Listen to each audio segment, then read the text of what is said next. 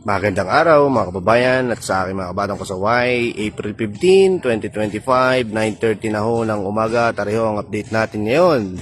Nandini ho ako ngayon sa labas ng Calapan Port. Meron ho tayong dumating dyan ay ang ating Montenegro. Kararating lamang po. At meron ho tayong paalis sa Calapan Port na Starlight Ferries.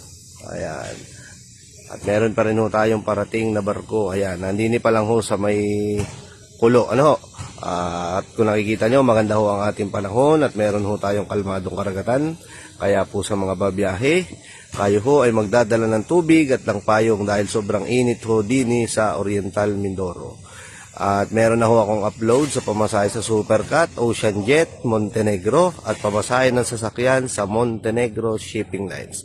Kaya po sa mga babiyahe, kayo ho ay mag-iingat. Sa mga nakafollow po sa akin, please share this video para updated po lahat ng biyaheros natin. Mag-iingat po kayo mga kababayan.